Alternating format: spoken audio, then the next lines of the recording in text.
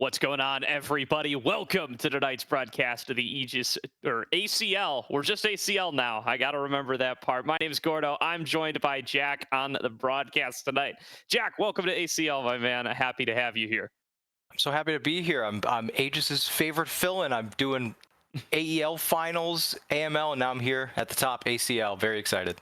Yeah, very good. Well, me catching myself aside, we have got a banger matchup coming up here tonight. Week number 2 of the brand new format. We are in week 2 of the GSL stage, and we've got Legacy Esports taking on Flippers in Group A. So both of these teams won their first round matchups. They move on to the winner's side of their GSL group, and the winner here going to move right on into Swiss with a 2-0 record. The loser, of course, going to drop to 1-1. They'll have one more round of GSL games before they enter that Swiss stage. And you got to remember, in this new format, Jack, it is 4 wins to make playoffs, 4 losses to be eliminated. The winner here tonight, they're going to be halfway there.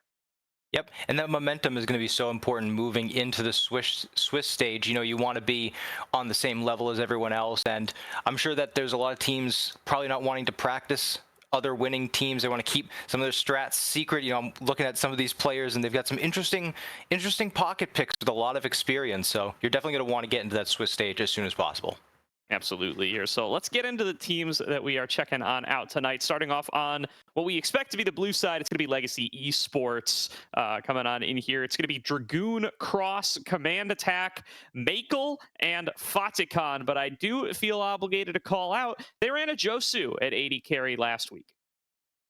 Yep, and now with this new roster, some players, you know, coming in here, obviously this highest level, uncapped, looks like they're playing a little bit off role, but I think that they're going to be able to build very cohesive team comps because of the versatility they have in the mid lane. A lot of his most played champions, Wave Control, are very supportive in nature. Zillions, Karmas, and Cross has a massive pool of carries in the jungle, so I'm sure they can bring out pretty much anything.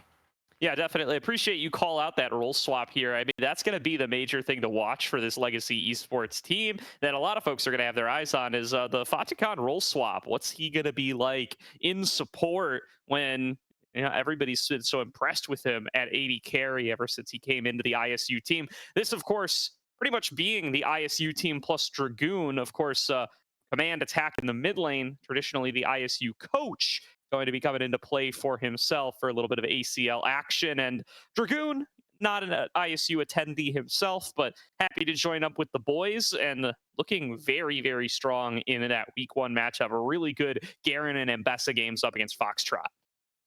Yeah, and I mean, this guy has been in the tier 2, tier 3 realm for a very long time. He was the first name I actually saw and recognized when looking over these rosters, so I'm sure he's going to lock it down up there.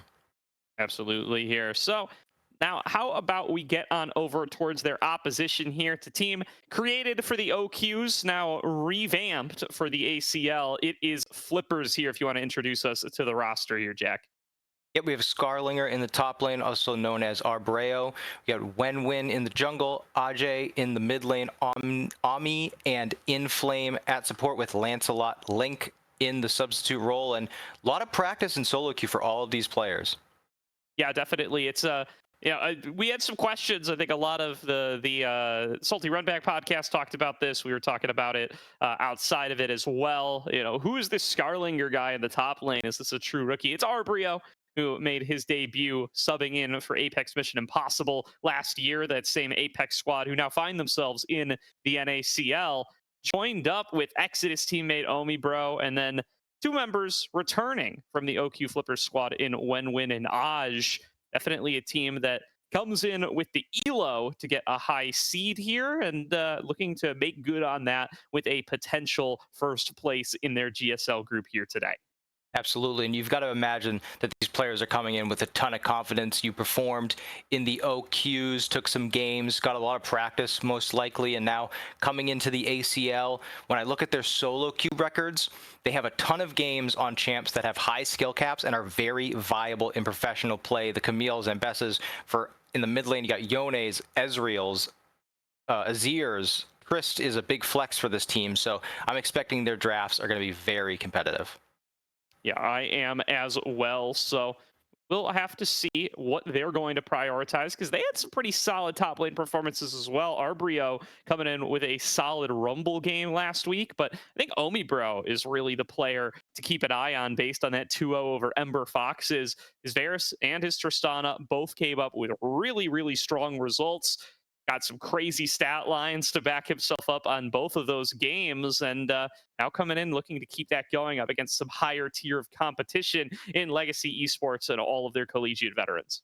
Yeah, and it makes them very dangerous on red side in this draft if you don't choose your bans very wisely and they pick up Azir Varus on their very first rotation. You have an extremely versatile team comp that already you're on the back foot playing into two high priority champions. So, I mean, it's going to be very interesting to see how this game one goes out because as we go into Fearless, obviously things can get a little chaotic even in a game best of 3 series, but having so much practice on these high prio champs makes these game one drafts super, super important to get right. Yeah, it really, really does here. So we will have to keep our eyes on what the priorities are going to be and where these, how these showdowns are really going to work out. I mean, again, curious if it's going to be a Josu or Makel. Maybe production can let me know in the chat here as they are over in the lobby. But either way, sure to be a really cool showdown at AD carry, given what Omibro was able to show us last week. And then top lane also going to be the one to watch. Arbrio, one of those up-and-comers in the NA scene, at least in my book, a player to watch for 2025 for sure. I think he had really impressive performances subbing in on AMI. Dude, super high elo and also a relative newcomer to comp, as well as being super young in age. So it's going to be really cool to see how he's going to be able to do up against the veterancy that Dragoon offers here. Yeah, I'm really excited to see if they try and prioritize. We're early on the draft screen. I want to see if they're willing to pick out some of these early pocket picks that aren't as meta right away. Udyr being banned, when guys got like over 160 games on Udyr this season, and I know it's not 2021 anymore, but I'm sure with someone with that much practice can make a real, make a real dent into any team. And on the other side, Cross has so many Rek'Sai games. I mean, you'd think it was like we're back in the mid 2010s with like the highest prio champion in the world, but I like the band so far as we're just trickling along here. Varus, Yone. Already we've got 2 B1 picks off the board. I'm wondering, with it being 15-8, are we going to see the Gwens as high priority? Nefiri took a little bit of a nerf.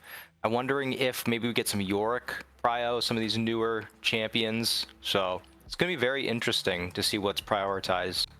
Yeah, I'm in the same boat here. I mean, 15-8 definitely going to be an interesting patch here. The Gwen nerfs feel like they're super, super minor. So it wouldn't surprise me if Gwen continues to be a really high prio. But it's also not really a pick that we saw at either of these teams last week. Dragoon drew 1 ban on it when he was playing up against Foxtrot. But otherwise, neither team played it. So we'll have to see if it does end up coming on through here. There's going to be that Lilia band away. Continuing to focus on towards Wenwin's pool, well as that Yone for Aj that he's been so skilled on. Flippers, though, not prioritizing Dragoon, not prioritizing Cross either, like many other teams have so far. Instead, the Varus ban directed over towards Ajosu/Makel, whoever the starter is going to end up being, and then that Rumble and the Vi for Cross to finish things out. Yep. We're going to, looks like Volibear. Wow. In this first pick, I mean, it is a flex. Play in the jungle, play in the top lane, and I'm sure that Arbrio is going to be frustrated to see that because Volibear is typically a counter pick into Ambessa. It's one of his highest played champions, and Volibear has a very easy time in that lane. Also gives Wenwin, if I had to think of champions similar to Udyr, I think Volibear would be high up on that list, just kind of wants to run at you and blow all his damage. But Ezreal is a very good immediate answer, gives you that safety, gives you that range, and I'm a big Maokai enjoyer. This is one of the best champs in the game, in my opinion. You get to the end screen, and you're like, how the hell did the tree do 20k damage? I don't know, but really good lockdown, too. So when you're building around Ezreal first pick, you can play with that range and allow him to just sit back untouched with the artillery, or you can allow him to go forward on locked down targets. Really good flexibility there for. We assume it's going to be win-win. I guess not impossible that gets flexed to support for Inflame either. Kind of another player that we haven't gotten to see too much of outside of the collegiate scene so far. A former player at Campbellsville, now at Grandview University, but making his showing in ACL here with this squad on the Flippers side. But Ambessa, still super high priority, was a really successful Ambessa game for Dragoon last week. Now he's going to get to lock it on in for the second time in ACL so far here, and already looking like some very dangerous lockdown between the Volibear and the Ambessa, and they're going to follow that up with some additional dive buddies. It is the Kaisa locked in for Legacy's 80 carry, whoever that may be on the night. Yeah, a lot of really good dive potential. They're going to look to shore up some hard engage in the second rotation most likely, but I'm happy to see the Ambessa prio be so high. Answer right away into the Renekton. It's funny, that's the answer. I heard a former pro call Ambessa the new Renekton, where it's like, we don't know what to blind top. Ambessa feels really good, feels like it can win any lane. You've got tons of mobility, really good skirmishing early. And it's funny that replacing the old blind of Renekton is one of the better counters into the Ambessa, gives you a safe lane. And when you already have Maokai, I feel like Renekton's a very safe pick because now you don't have that difficulty of getting access to the enemy champions. You have that hard CC on multiple abilities for Maokai, gives Renekton a lot of uptime. And I'm happy to see right away going after Orianna, because when you don't have that hard CC, any sort of ball delivery becomes your next biggest threat. And if you can put it on Kaisa, put it on Ambessa, someone who can go fly in there and create that opportunity to get a big shockwave, that's a good right away to get off the board. Yeah, the top lane handshake, interesting to see come through from the side of Arbrio. So he does go in towards something comfortable, something, it's kind of an all-rounder in the Renekton. It'll have a solid laning phase up against that Ambessa, but it's not one of those creative, kind of slam counter picks. So I have to see how he's going to be able to hold his own up against Dragoon, because you definitely do not want to let this guy get going on his Ambessa. He definitely can be a huge threat in his own right. Rakan to round things out, looking to make sure that they're not going to have another incredibly powerful diver onto the back line alongside the comp that they've already drafted. And, the Volibear, he does still have to run at you. It is going to be tough for him to find and engage onto something like an Ezreal, so trying to limit the opportunities that they have to get fights started. Alistair going to go in and fill that role, looking to maybe find some good head slash engages in his own right. Yeah, I think that Rakan ban was absolutely crucial. You look at the 3 champs on Legacy, and they all are screaming for Rakan to come help them get some guaranteed lockdown, and then picking the Alistar right away, again, makes Legacy's goal so much more difficult, because even if you can find a way to get into the back line of Ezreal and whatever they end up picking mid, now you've got Alistar playing bodyguard. You've got 2 levels of peel, Maokai in the front with Renekton and Alistar in the back. Love the Sylas pickup.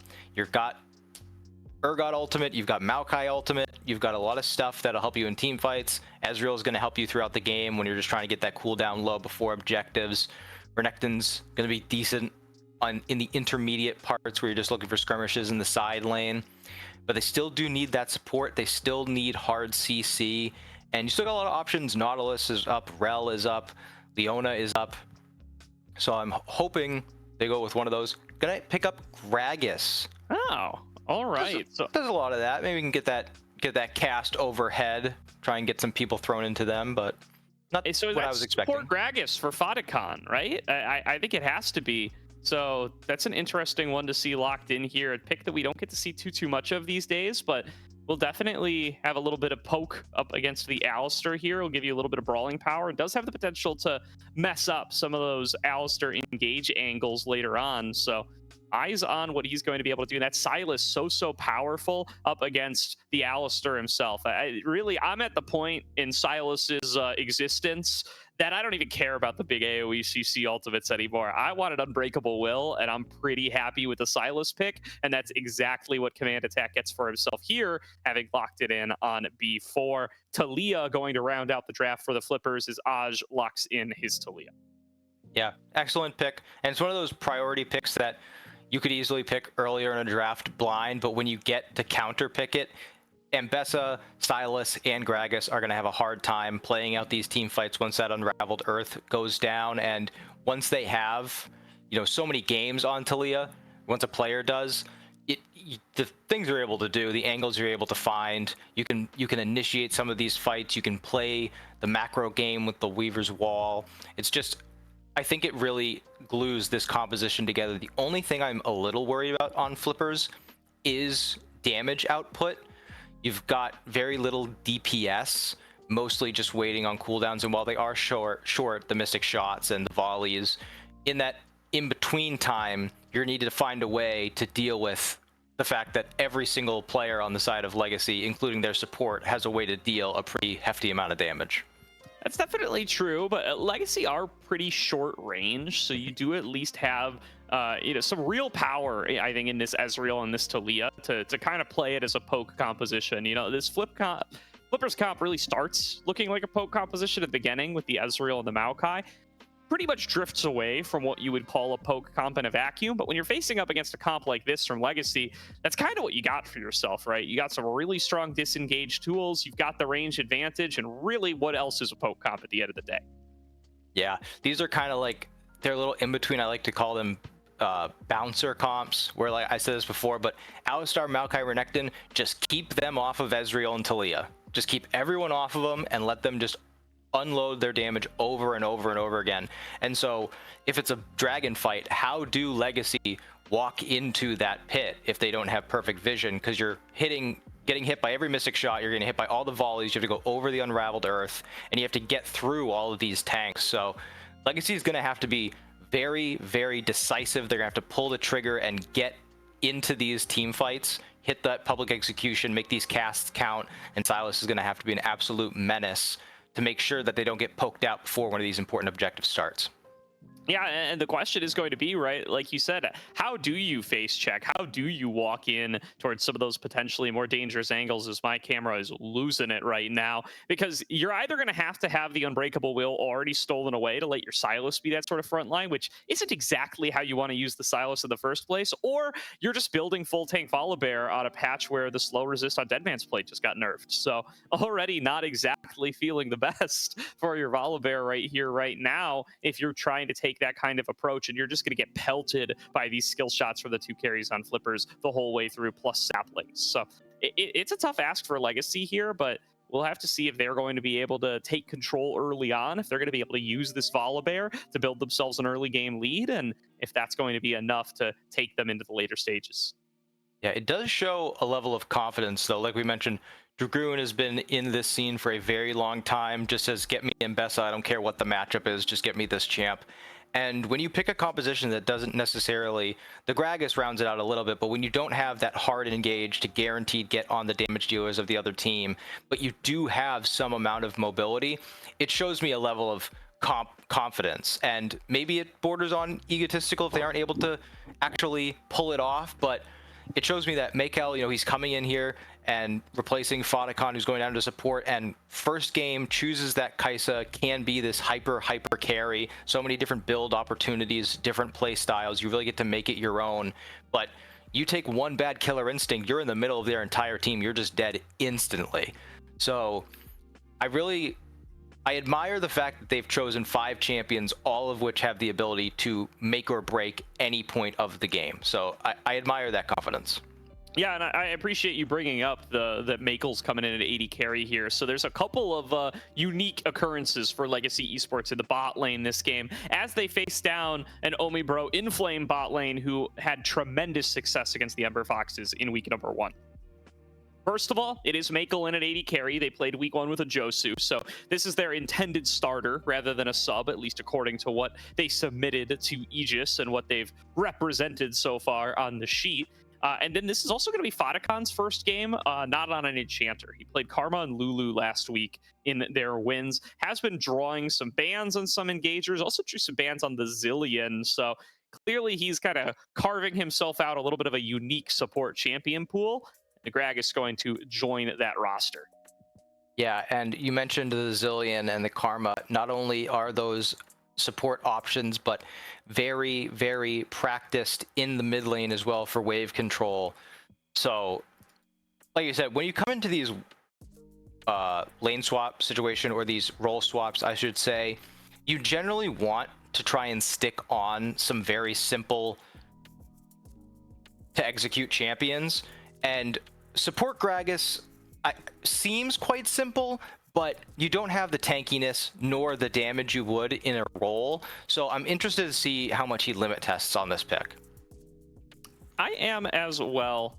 Definitely something to keep an eye on. And then we talked about the top lane showdown a little bit earlier, but do want to re-highlight it for folks who perhaps have joined us a little bit later here.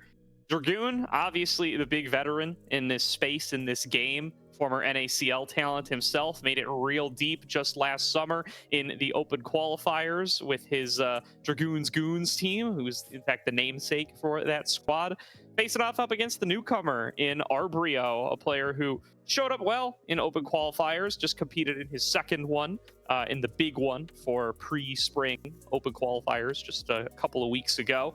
Now looking to continue his ascent here in the Aegis Champions League. I do believe this will be his first ACL.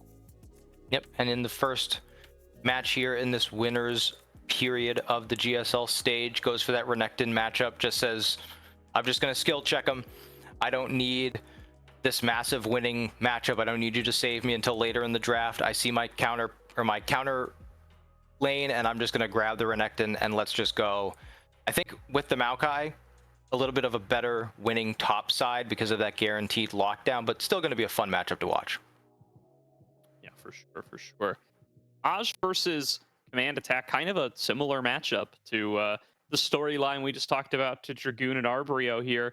Command Attack been around the space for a long time, a little bit more known as a coach these days than as a player. His time coaching the ISU squad for the past several years, but has always been a highly ranked player in his own right. Named for his Orianna, drew bans on his Orianna, of course. Got to play it last week. No such luck in this first game at the very least, but has been around the block many times, has competed at some very high levels himself. Faced off against Aj, a player who has had some solid OQ runs so far in his career and has had some very impressive plays, at least in my book. I'm pretty high on this guy. I think he has a very high ceiling as he continues to show us more and more each and every split. See how he does on this Taliyah. I really do think this Taliyah could be the big breaking point for this Flipper's composition if he's able to really just make life difficult for Dragoons, Ambessa, Command Attacks, Silas, these champions that are so reliant on their dashes and can be shut down so effectively by a well-played Taliyah. Yeah, I'm happy to see them save that last pick for this up-and-coming player as well. And like I said, Taliyah is very high prio, but getting to pick it in this very advantageous matchup where you have multiple enemy champions with dashes, and you can really make or break any fight. They can put the whole team on his back and allow the Taliyah to really dictate these important team fights, and also making sure that, like you said, the younger player has a winning matchup in the laning phase. Silas has a very difficult time not only getting pushed under turret, but also, stopping those abduct, abscond combinations with the Unraveled Earth. It gives Aj a very straightforward laning phase that allows him to be useful throughout the course of the game. Definitely does. And with that said, looks like we are ready to get into game number 1 here. Legacy Esports versus Flippers. Let's get on to Summoner's Rift as we kick off tonight's best of 3.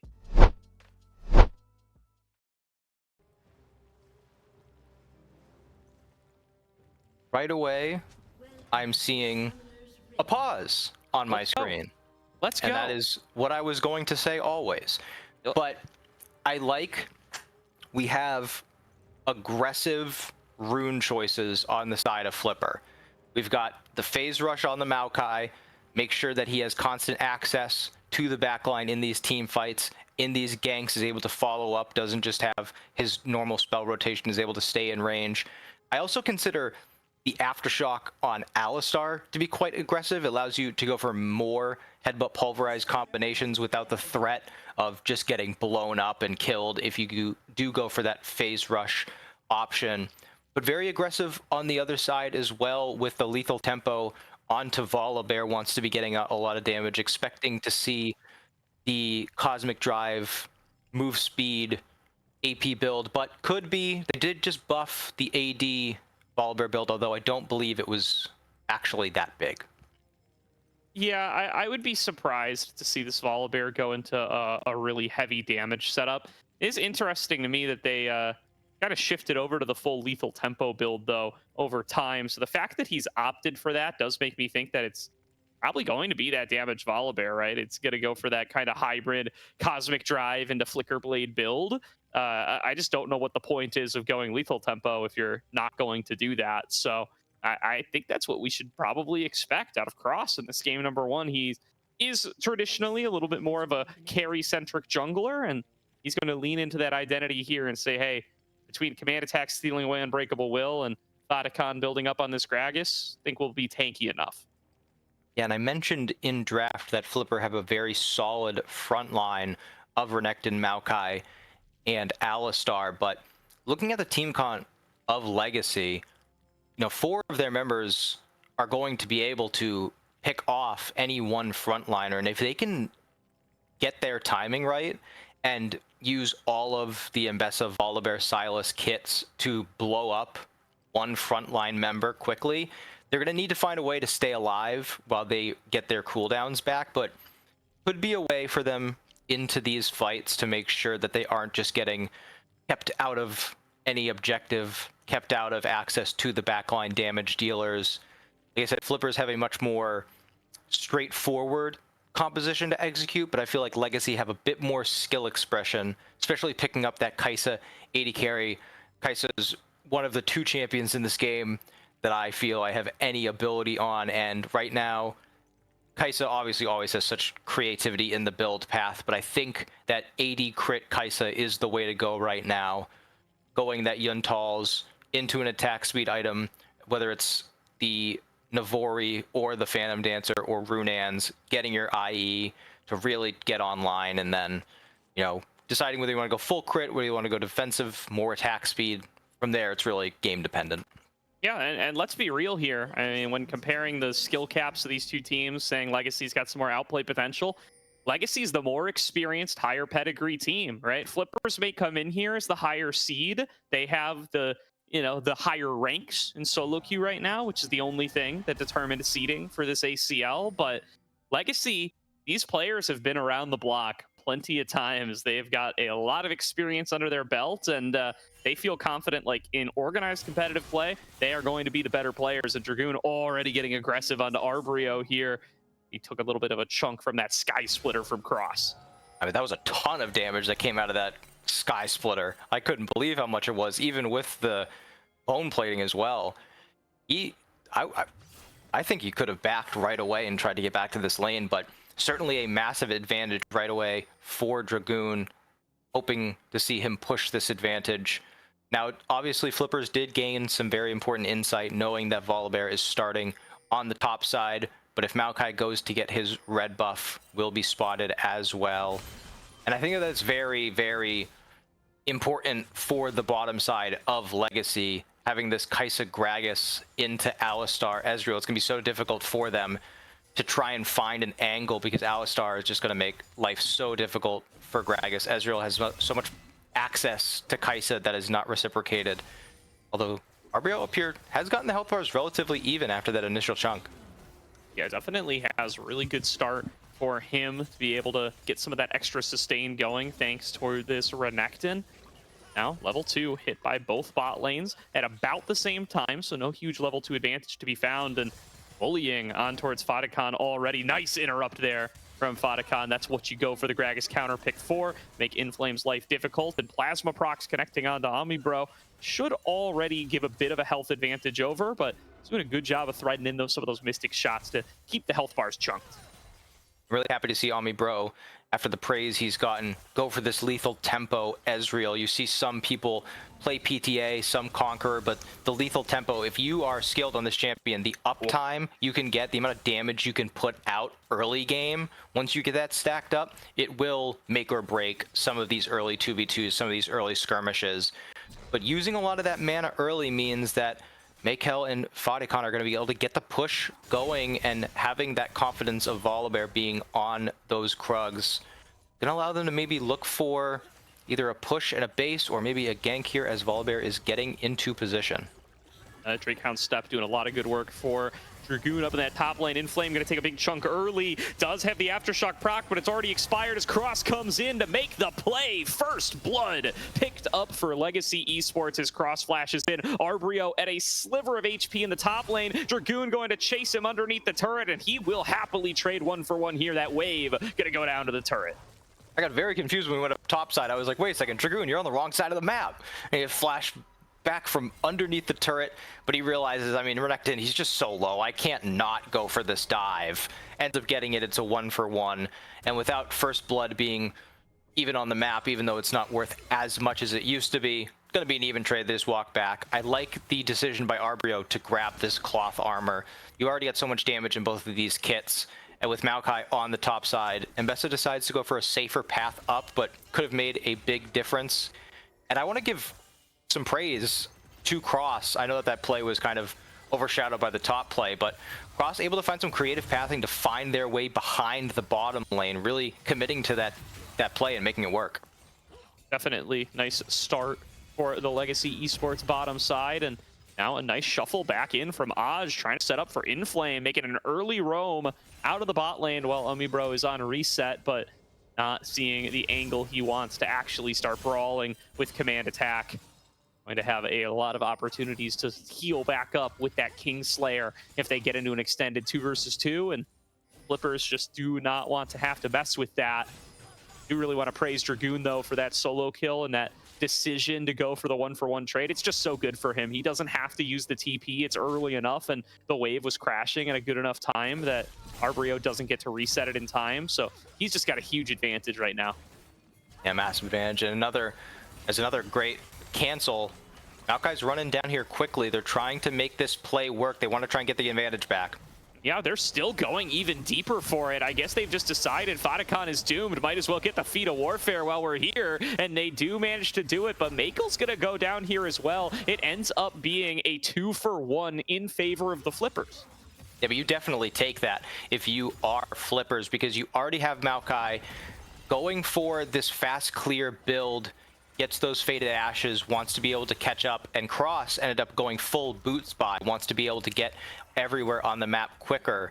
You do get a kill onto Kai'Sa, but looks like Makel is going for the Kraken Slayer into full AP build, so going to take a little bit longer to get these items online, or at least this first item, whereas Ezreal picks up that kill. It was like 300 something gold, has the CS advantage, better wave state, able to get the Sheen, has the tier already going, longsword on board.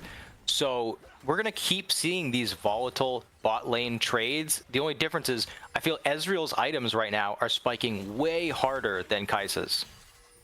Yeah, I do as well. As well, underneath the turret, Omibro taking a big chunk, going to be forced to expend the barrier there. Fatakan using the Aftershock nicely and might just look for the redive here. Decides, hey, we should be able to get it. The flash is not far enough for Omibro, and Makel will take him down. Legacy Esports get a second onto their AD carry, and once again, Inflame is stuffed. And it was in big part because of the coordination of the rest of the team. No. Silas walked over.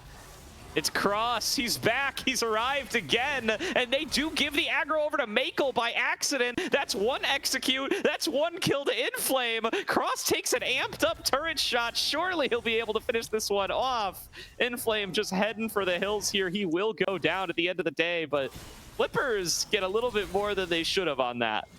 And it was a huge outplay because they're able to turn off the turret. Makel just takes way too many shots. Fatakan wasn't prepared as Nature's Grass coming up. They want to dive up top.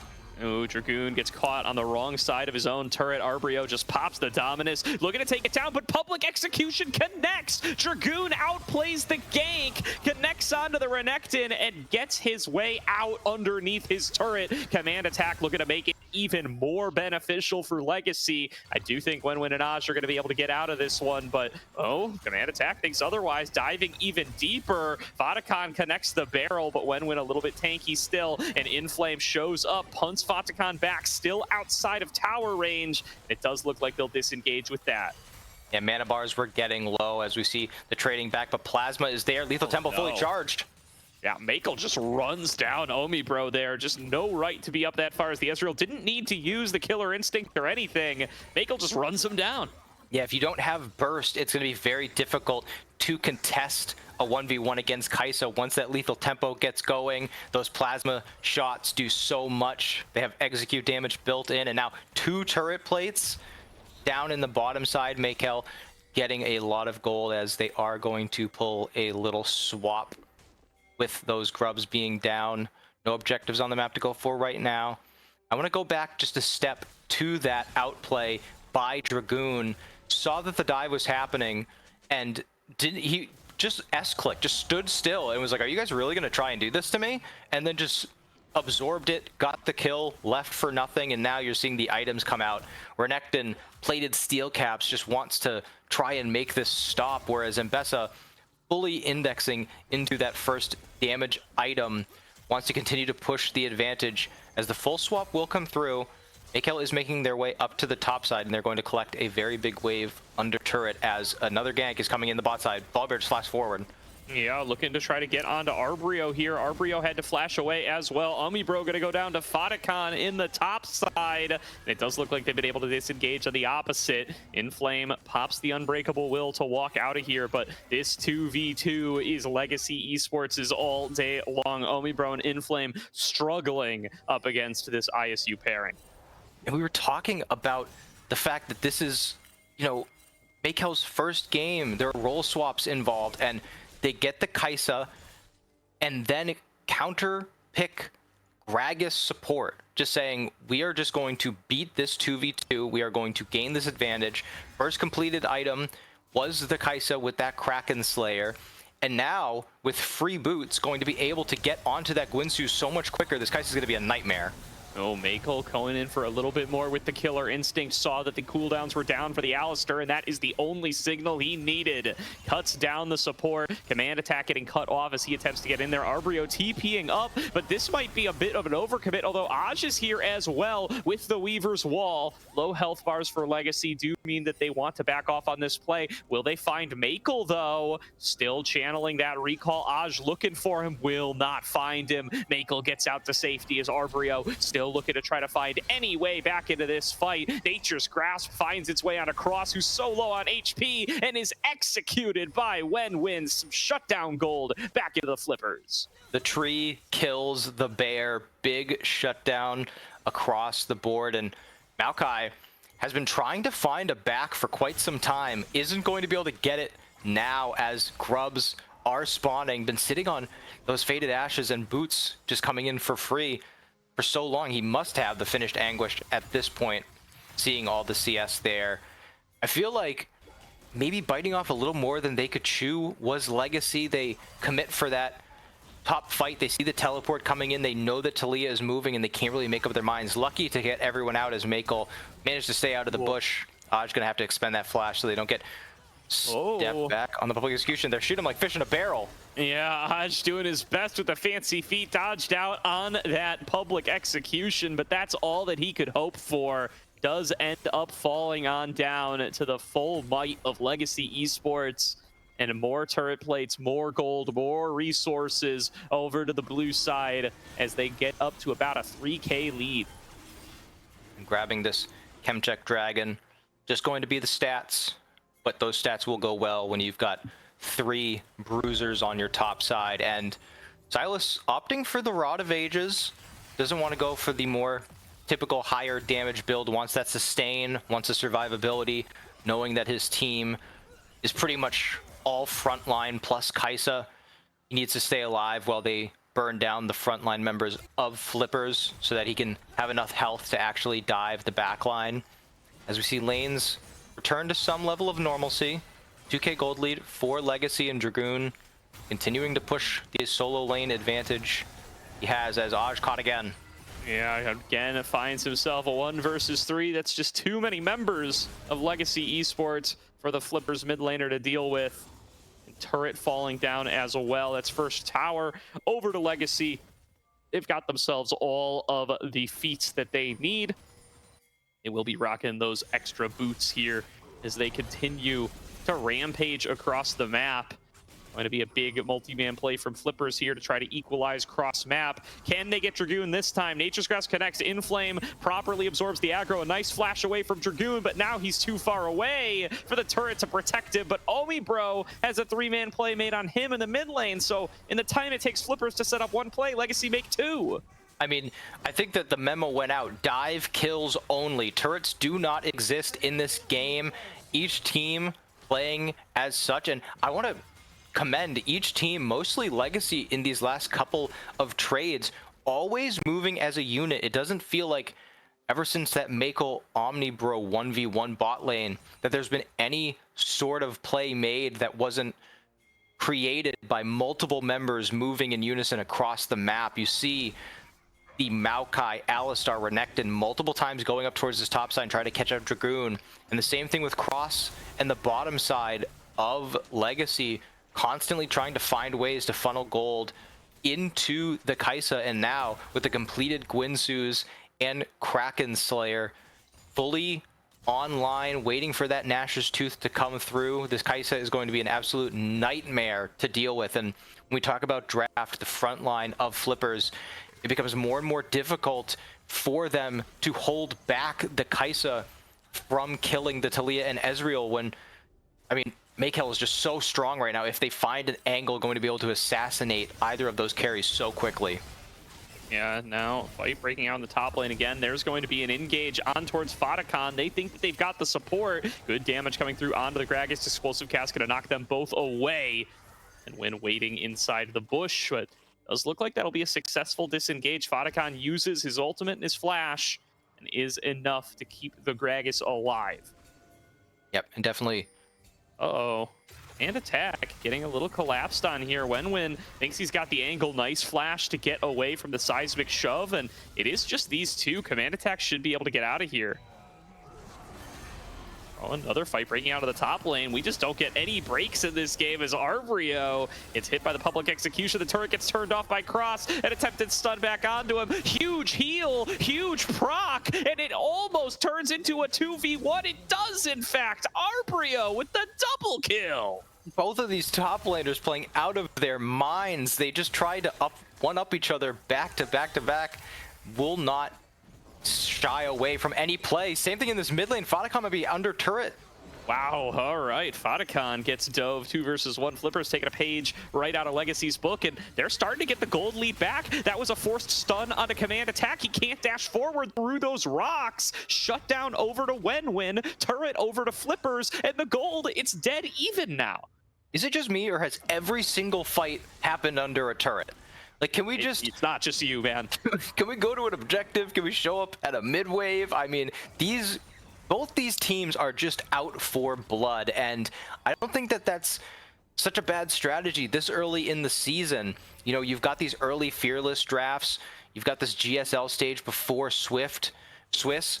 Both teams won their first matchup. You're coming in with momentum, and both teams definitely playing like they just came off of a win, playing with no limits, going for every single play, and with 20 seconds until that dragon, Mako's going crazy. Yeah, all right, no turret here this time, but it is a 3 versus 1. Inflame just can't stop getting stuffed on these plays, but they've guided Arbrio out. He's still ticking down to the Ignite, and Fatakan will be able to finish him off, but the Nature's Grass connected, and Wenwen will follow Fatakan wherever he goes. It's a 2v2 breaking out on the other side as Wenwen finds himself taken too deep, too far away from the team, and hunted down by all 5 members of Legacy. It's 2 kills to 0 in the fight. Legacy up 5v3 on the map.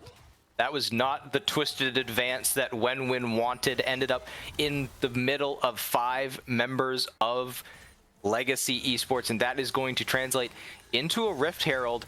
Could be a slight mistake, though, if they don't end up getting this dragon. Being able to get on soul point this early in the game would be huge, as you see Flippers trying to keep this mid-wave push in to prevent access. Dodge making good on the Flippers name there. Flips command attack back into the team. Gets themselves a numbers advantage. And, you know, it might have been Legacy winning the last fight. They may get the turret in the extended trade, but Flippers will be able to stop the dragon stacking thanks to this. Yeah, and I do, like I mentioned, I think it's a little bit of a mistake. And I have to make this joke. I don't think you can call yourself command attack if you're going Rod of Aegis, Silas. That should definitely be command defend. Is Fotacon looking to try and... Nope. Gonna try and make that steal. They will answer by putting down that Rift Herald, trying to down this mid turret, trying and succeeding. Let's see if they go for more. No one's gonna ride the Herald as of now. Inflame's looking for a pick on Fotacon, but they're not gonna go for it. Shelly will just go down. They're gonna continue to try and funnel as much gold into the pocket of Mako as possible, showing certainly that they are capable of carrying this game as Inflame. Inflame going for an aggressive route to try to show up top lane is going to be forced to blow the ultimate. Not the worst thing in the world, but he's just sticking around. You just saw these guys, the rest of the cavalry arrive, and Mako goes unstoppable. Now Flipper's trying to bail out their support, but they may just be committing even further onto an already losing fight. Mako isolates Aj on the side, while the remaining 3 members focus on the rest of the team. Arbrio and Omibro, though, able to fend them off. Omibro landing a massive ultimate, and Omi trying to pop off in this one. Low health bars ahead of him across the board as he just fires off mystic shot after mystic shot. 1 or 2 executes could be all it takes for the fight. It's a double kill to Dragoon before he finally falls down, and Fotacon and Cross managed to limp away in time. And that whole while, Jack, it's command attack working on the side lane, taking an inner turret for Legacy. A ton of gold going into command attack's pocket. Wow, topside, you see the glimpse of what this draft is able to do. Wenwen was able to peel for so long, and Omibro got so much damage out with that Muramana Triforce combination, and you know, it could have easily been 3 kills into the pocket of Ezreal, but great confidence shown to stand their ground, even with the Mbessa flashing forward, continuing that uptime, that lethal tempo, fully procced, just getting out so much damage. And now, as we re-enter the map, no objectives to be taken. We just want to push back the waves, and that goes for both sides. As Fotacon looks for a bit of a pick there, but isn't going to actually commit to anything at this moment. As if we look across the scoreboards, we mentioned the counter pick for Aj, but now, as that Seris Embrace completed, Boots done, but O3 has been at some of these fights, but not really able to make a huge impact outside of the laning phase. And with 2 procs on the Rod of Ages until Silas is fully there, once that level advantage comes in, it's going to be very difficult for the Taliyah to make an impact throughout the rest of this game. It really, really will be. Squad regrouping around mid lane, and Aj is going to send it here. They think that they got the numbers advantage. They do buff Mako back into the laning phase, but Nature's Grasp, it's a little desynced. The Flippers don't have all the pieces together at the same time. Aj and Wenwen, if they had sent them at the same time, maybe you could create a fight there, 4v3, but not synced up at all. Legacy able to escape from that one, and now 2 big ultimates down. Yeah, hopefully we'll be back up in time for the next dragon. Inflame, they're trying to take him down, but not a lot of damage coming out of these 2 champs. It is AD Volibear, AD Bruiser, Sundered Sky, Deadman's Plate, but command attack caught. Nope, never mind. I gotta get used to these teams. First ACL cast, guys. Give me a break. This is my first one. But Otacon started Ruinous. They do have the 2 dragons already, so that buff will be large, and already having those level advantages across their squad could extend that lead. They want to try to take this fight. Inflame going to be the first one in the front line, and they do manage to melt through command attack. But here's Dragoon connecting onto Omibro and taking him down alongside Mako. Aj is sectioned off and taken down, and it is just looking like it's going to be a Legacy Esports wipe. Dragoon is so strong on the Mbessa, just tearing them apart with the Drakehound step, and nobody is able to produce enough damage to stop these bruisery members of Legacy Esports. It's a full ace to Legacy. When Omibro is the first member to go down, you know it's going to be so difficult for Flipper to win some of these team fights, and you're seeing what the composition of Legacy is built to do. As in the replay you see, they do immediately secure the Otacon, and the fight looks pretty decent for Flipper as they immediately take out Silas, but Public Execution grants immediate access to the backline. Omni is just destroyed immediately. Aj follows next, and at this point, the team's got no damage left. There's nothing any of these members can do to possibly kill any of these 3 champions left. Takes a while because of that sustain from Renekton, but incredibly well played by Legacy. I mean, like I said, they have to be extremely decisive, and hitting that Public Execution right onto one of the 2 damage dealers pretty much ensures you're winning the fight. Yeah, I mean, huge by Dragoon, though. If they don't manage to do that, if Omibro is able to pump out damage and stay alive for a while longer, you very easily see how that could be a different result in the fight. The damage return from Flippers, even from just that Renekton and that Maokai, it was significant, and it could make this a tough game if it continues to go on much longer for Legacy. They aren't able to replicate that successful engage there into the backline, though. Makel finds Omibro thanks to the plasma proc off the explosive cask. It's just so easy to chase their way down onto this isolated bot lane. A double kill to Makel, and Legacy have got control of the map again.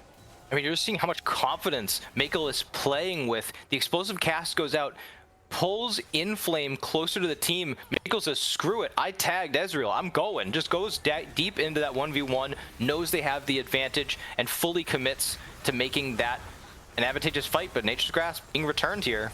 Yeah, I mean, that is a rough look for Wenwin, though. When he just gets locked down, it's 3 versus 4, and Legacy are ready to take this fight. Fotacon looking for a little extra. Makel's still got the health bar, and Makel is enough, but he does tank turret aggro, breaks it with the stasis, still dodging out, still fighting back, takes down all 3. It's only Inflame left standing, but Omibro has respawned as well, so Legacy have got to head for the hills. Little bit of an overextension, thinking they could continue that fight, and it might be a little bit more than just a slight misstep, as now have that broken Seeker's arm guard on command attacked, was finally getting back into this game. Only has 1 completed item. It is that Rod of Ages, so a very big completion, but a lot He sells it.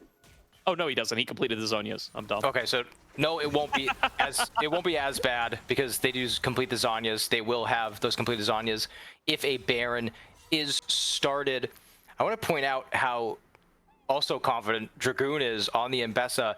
I've always thought that, I don't know the name of the item, the lethality dagger that refreshes the energized stacks on dashes. Oh, a Cyclosword. Yes, only very viable on the Mbessa because of obviously you dash on every ability, but I don't see many people go for it, opting for more survivability on the Mbessa. But if you've watched a second of this game, you know that Dragoon is confident in his play. He is going to go for the most damage possible to get into that backline.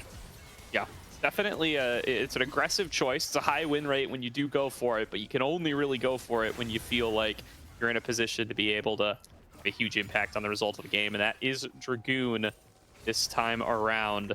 Plenty happy to be rocking the Cyclosword, given how some of these fights have been going. Has so much one-shot potential, and another Void Seeker connecting on Aj. I mean, that's so dangerous every time with Makel being on this more AP-centric Kai'Sa build. They're just hitting like trucks. My God, it's doing like a 1/4 of Aj's health bar every time it hits, and now being forced to go back to base, even dealing a number to Inflame. I know it's a support. That's just 2. That's 3. Half health almost. I mean, and that is the benefit of going that AP. I know I said at the beginning of the game that the AD is faring a bit better in solo queue, but when you have the AP, it unlocks an entire new part of the kit for Kai'Sa to use in this mid game. And I mean, the scoreline says it all: 12, 5, and 13. Been a part of pretty much everything this team has been able to do. And when you draft a composition that essentially has 1 consistent damage threat, although Dragoon has given him a run for that title, you need that member to really pop off, and Fotacon might be in trouble here. Nice little trap set by Flippers, but it is onto the Gragas, who's plenty tanky, has the Drunken Rage, has the Aftershock, and stays alive for just too damn long. They managed to blow up Omibro, but now they're looking to finish off onto Makel onto the other side, but he's been able to kite it out, and he's been able to keep up standing for as long as he needs to. He will eventually drop, but it's only after 3 Flippers have dropped already. Arbrio, the last one around, and Dragoon is all over him, looking like Legacy Esports are about to pick themselves up another killer ace. Even in a fight where they're able to get Makel, it just takes them so long. They aren't able to kill Kai'Sa in a timely manner, and because of that, they lose too many members. And even if the Kai'Sa's not in the fight, Dragoon is there with this extremely damage-friendly build. Silas arrives at the perfect moment, able to come in and deal all the damage necessary, steal the ultimates, and that will result in Baron. And now, this has been a very, very bloody game, obviously, but with the Baron completed, we do get a momentary pause. And we're that back. will be resolved right away. 5 seconds until the Dragon with Baron in their pocket. Surely, we've been seeing mostly kills as the objective for both teams, constantly fighting. But with Cloud Soul, with Baron Nashor, surely this will be Legacy's moment to end this game and try and take us into game 2. But Flipper wanting to contest this Dragon entrance. Inflame keeps challenging Faticon's ability to react with Body Slam, and Faticon meets the moment every single time. But Nature's Grasp, landing onto multiple members. Cross going to be forced to ulti back away. It's Dragoon into the back line off the public execution, and Command Attack going to TP in to back him up. It's a 2 versus 3 that Legacy Esports is winning, and Makel arrives to make it a fair fight. Legacy Esports tear apart the Flippers. It's a quadra kill to Makel. We were wondering, can he stand up to what a Josu showed us last week on this Legacy team? And he takes up the mantle beautifully. Legacy Esports, a solid game number 1, constantly winning fights. They're going to walk away 1-0 in this series so far. They applied so much pressure from the moment the game began, and you mentioned that Makel is coming in, and they played for him. Cross immediately paths bottom lane, goes for a creative gank to start getting gold into the pocket. They go for a dive, and even though it didn't work out, they commit to plays over and over again. They want to make Makel feel confident. They picked a carry for him. They picked a comp to put around the Kai'Sa, and he more than made them, showed them that that was the right decision. 45.7k damage. Dragoon, no slouch either. I mean, extremely well played and extremely well theorized in terms of how they wanted to play this game out. Yeah, absolutely. And, we talked about these two bot laners, right? Both had, really good week 1 on behalf of Omibro already, and a really good week 1 for a Josu. What's Makel going to look like? And I mean, Makel and Faticon just took him to church this game. So much damage, so many kills in those 2-on-2s, such a big lead built up in the 2-on-2s. And then Josu, or Makel rather, just pops off in some of those later game fights, constantly being willing to be aggressive with the killer instinct. And the vast majority of the time, it paid off for him. Yeah, and you could tell that the lid was off. I mean, he was going for every single play, and the pressure that applies, it's not just like this spoken thing you can't see. In that last team fight around the Dragon, Bro goes over the wall into the damage of Legacy, knowing that if they can't actually pick off a member or two, there's a 0% chance they win the fight. So puts himself under immense danger, knowing that that's their only chance at winning the game. And I'm actually very impressed by the way Legacy closed out the game. They could have very easily gone for the Dragon Soul and then set up another team fight, but as soon as they get that ace, they still have Baron buff, they go bot lane, end the game. They could have continued to toy with them, but knew that that was their opportunity, the cleanest way to end that game, and they took it immediately. Yeah, absolutely here. Really, really good stuff being shown off by Legacy, and now looking like they're going to be very, very strong coming into game number 2. We will find out if this is going to be brought back by the Flippers or if Legacy are going to be able to close it out once we have game number 2. We're going to throw it to a quick break before that. But first, quick word from Zen Market here. Have you ever had a problem longing for that special Japanese item that you can't find locally? We have a solution for you. Zen Market is your one-stop solution for buying products directly from Japan. They'll help you buy items in over 10,000 shops in Japan, as well as place bids on auctions on your behalf. They'll even consolidate all your items safely into one box and can ship internationally. They provide excellent customer service in 19 languages, which is why Zen Market is trusted by over 2 million users users worldwide. Check out the panel below the stream or click on the link in the chat to try them out now. If you sign up with promo code Aegis, you'll get 1,000 yen off your first international shipping fee. Thank you very much to Zen Market. As always, we'll see you guys right after the break. 日本国内発送のみ？あ、それなら全マーケットね。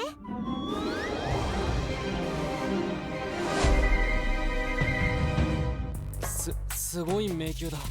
あの商品はどこに？あそこだ。でもどうすれば。おわ、わかった。ふっ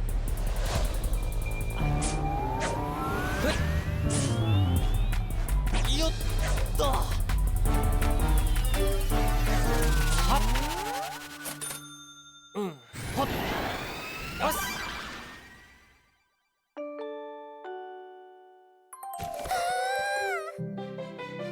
ありがとう、全マーケット。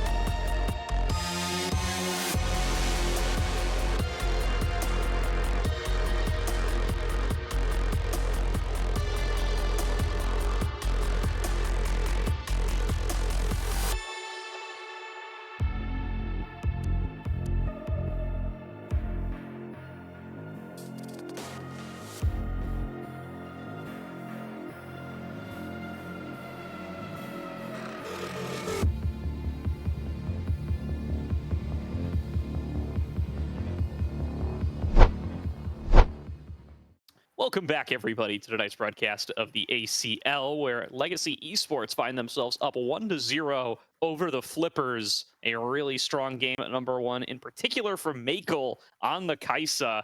Have to see if Flippers can turn that fate around here in game number two. They do get side selection. They are choosing to go over to blue.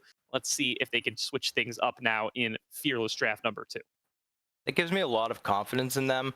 I see a lot of teams waive the opportunity to pick blue side and try and stick on that red. They're confident that their counter pick is going to make their team work, but picking that blue side, not only does it give you first swing at those priority champs, but it frees up your bans so much. You don't have to ban those perma champs. You don't have to go for, the same bans every single game. You can be a lot more pointed.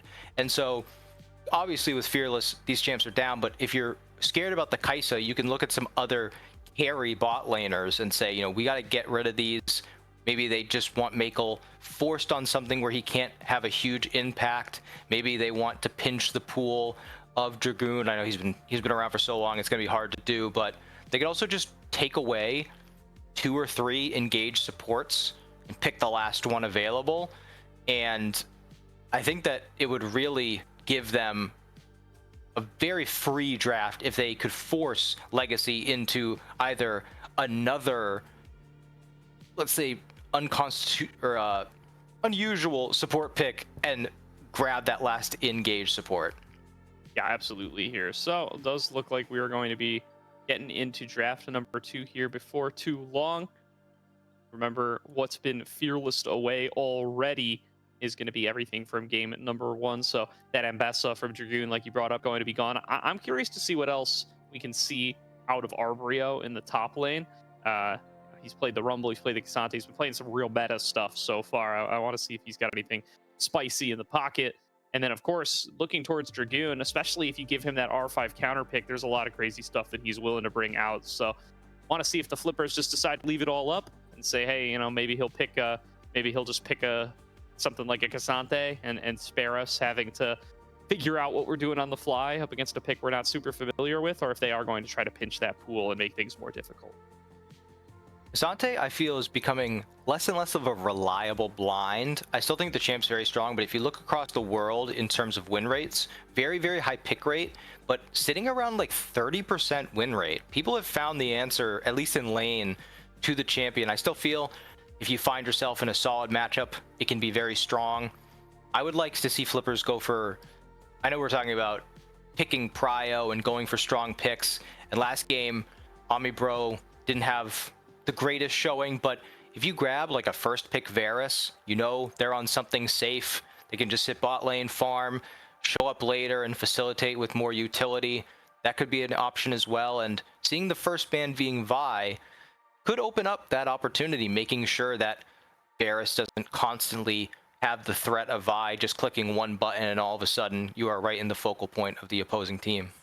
Definitely. So already keeping that Vi ban up. I do think Vi is actually a really, really good first pick right now. Although what's funny about it is I do think that the thing that makes that Vi the most dangerous is the fact that you could pair it up with other strong solo laners like the Ambessa, like the Talia, and those are both Fearless out. So maybe not quite as strong as it has been, but still deciding, what, crosses Vi is dangerous enough. We need to ban that one away. The Varus for Makel going to be in that same category. And of course, Wenwen not going to get access to his Udyr. Not an ACL, baby. Nobody's willing to let him try that one on for size. Aj going to continue to lose his Yone as well. Yep. And another first pick is available, speaking of Aj, is the Azir. Great first pick because it's so versatile and what you can put around it. If you have a lot of games on this champion, you can easily carry an entire game. I feel like ever since this champion was released, it's been one of the strongest priority picks. They end up banning the Varus, so they're not going to go that direction. Banning the Poppy as well. I think that this could be a Callista angle. I feel like that champion kind of was perma-banned and then just fell away. It is obviously a quite high skill cap champion, so if you're not practiced on it, you can really fall on your face when you try and pull it out in a game. But taking out Poppy, taking out Varus and Vi could give them that opportunity. You've got a lot of engage left on the board, and with Gwen being knocked down, prios left are Rumble. You got Jace still. I'm not sure if Flippers can flex that mid and top lane. But if they can, that is obviously also a very viable first pick. Yeah, I think it's a rumble angle for the flippers here. I would definitely want to see that one locked in, I think, out of what's available. And they do snap it right on up for Arbrio. So, again, you can't control the R5 top lane pick from Dragoon. He's got all sorts of goofy stuff he might bust out on you. I think being able to lock in something strong in the top lane really, really good. And yeah, based on the bans that have come on through, I don't think there's too much else that you feel like you're going to need to prioritize. So Legacy now get their pick of the litter here. It could be one of those Callisto lanes like you brought up, especially with the Poppy ban. So flippers, you know, might kind of see themselves the victim of their own ban to some degree or another if that one does end up coming through, depending on how aggressively they want to go for it. There's the Galio, though. That's a classic for command attack in the mid lane. He does love himself the ability to influence the map that way. And after having been a side laner all game, participating in like 6 out of 30 kills or whatever that Silas' stat line looked like in towards the end there, I'm sure he's going to be happy to be able to come in here, participate along with the rest of the squad, especially when he's supporting Cross on this Xin Zhao. I also think, although I think Dragoon is certainly going to want to play something a little bit more volatile, you could put that Galio up top, fits decently in lane at least into the Rumble with that innate magic shield, but I don't think that they'd want to force Dragoon onto something like that. They want him to have a little bit more play potential as Rel comes in, fares extremely well with the Rumble. Great wombo for late game. You pull everyone in with the Magnet Storm. You lay down all of that burn damage from Rumble. It also pairs very well with the Callisto that we're mentioning. Now on the flip side, I do like what Legacy is drafting right now. I think Xin Zhao is one of the strongest champions in the game at doing, you know, it can go in and be your primary damage or can throw down that Crescent Guard, protect for others. Corki coming in shows me a little bit more discipline from Flipper this time.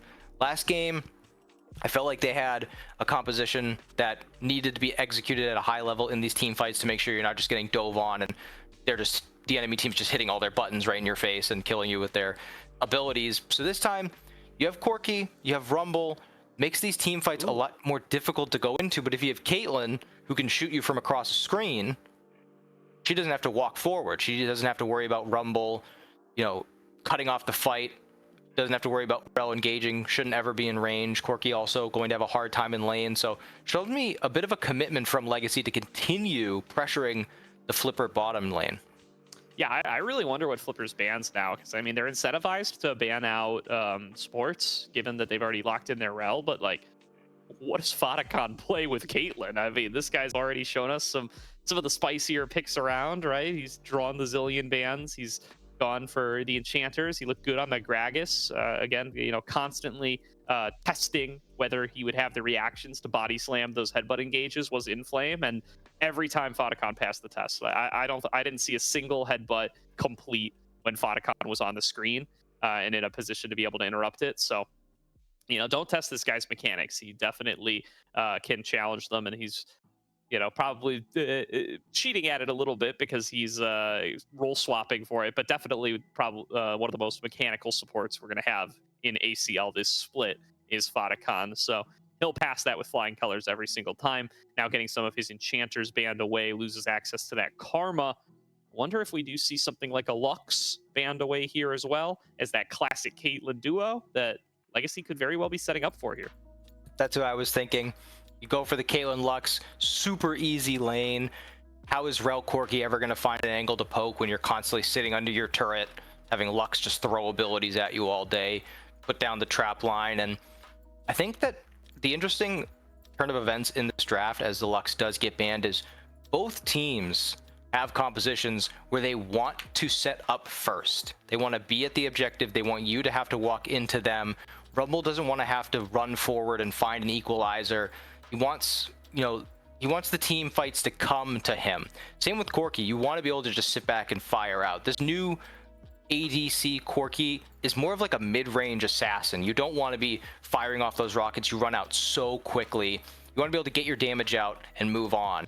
And now picking up the Azir, I mean, it's like I said last time with these frontline comps, Galio, Xin Zhao go in and they hold you off. But now Caitlyn and Azir are sitting behind them and just unloading so much damage. And Flippers kind of find themselves on the flip side of last game, where if you can't get into the backline of Caitlyn Azir, how are you going to win these fights? All right, well, first things first, that's a Yasuo locked in for Flippers. So Aj says, hey, you take away one win, bro, from me, I will go for the other one. I am one of those players willing to bet it all on these heavy dash mid laners. But also, that is ear lock-in. I think that means it's Galio's support for Vodacon. So he's likely going to be duoed up with that Caitlyn down in the bottom lane. That's not the most traditional of setups here, but I guess, you know, you draw the Lux ban, and now you're set up for the R5 top lane pick that we've been talking about all draft. Wukong Yasuo as your mid jungle duo, though, definitely going to give you some reliable ways to get the fight started on towards this Azir, and Flippers have got team fights for days. I mean, it's going to be so difficult for Legacy to walk into any of these fights. The threat of the crash down, the threat of the cyclone, one misstep and you will get equalized into a box and shredded by Yasuo and Corki. They need a top laner. I think they need a top laner who is self-sustaining, can exist on the side lanes. Garen, it is going to be Galio top. They're going to say, all right, we like the matchup. Okay. But Bard, Corki's got the Valkyrie. Rumble is a great target. Yasuo can dash. Wukong obviously has a lot of mobility. Bard is one of these very, very interesting champs where it's almost, he's so unique that you have to be like, what makes this champion even good? And one of the big things is hitting that ultimate and being able to just lock down multiple targets. That is something Caitlyn enjoys very much. So certainly had us thrown for a loop, and I'm sure Flipper is going to be the exact same way, but I kind of feel like Flipper got everything they wanted. It does feel that way, right? It's a real traditional team fight comp that they've got to be pretty happy with. The Bard Caitlyn lane definitely going to be a dangerous one. I do feel like they're a little at odds as a duo. Traditionally, the Caitlyn wants to be the slam lane, you know, use that range advantage, use that high base damage on the Pilt over Peacemaker, use the threat of comboing up with your support with multiple headshots to be able to take them down and take turret plates and first turret and build yourself a lead off of headshotting the tower if they don't do that. But Bard is the opposite. Bard wants to roam. His whole passive is based around you need to be moving around multiple areas on the map to be getting maximum usage out of it. So that's definitely an interesting one coming through. I do like the Galio top. I do think we should have considered that as an option a little bit more. This is tech that Whippo likes. Whippo's talked about this one before. You know, this is his when he publicized his top lane tier list and what all his picks were back at the beginning of the season. The Galio into the Rumble was something that was on his list, and Dragoon's going to show it to us here as he faces off against Arbrio's Rumble.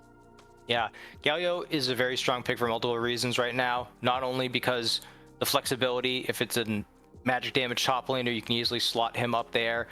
Obviously, most of the time you're going to have mid lane mages, you throw him mid.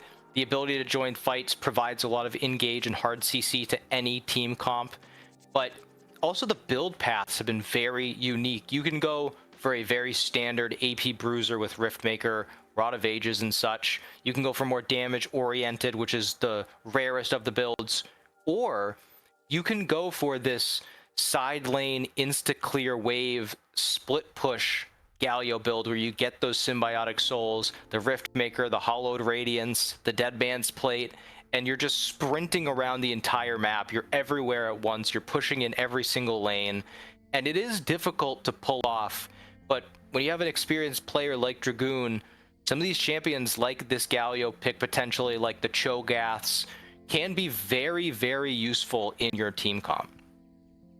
They really, really can. So I'm going to be curious to see how this bot lane plays out, though. We talked about how the champions are a little bit at odds, but there's definitely still some of that upfront damage that the Bard brings to the table. So you can lean into that a little bit more, especially as they're ranged into melee. And I mean, Makel and Vodacon were so good in the bottom lane in game number 1, and it feels like they have gotten themselves another lane dominant duo alongside this Xin Zhao, who's just going to be such a dangerous diver if they do end up going for that.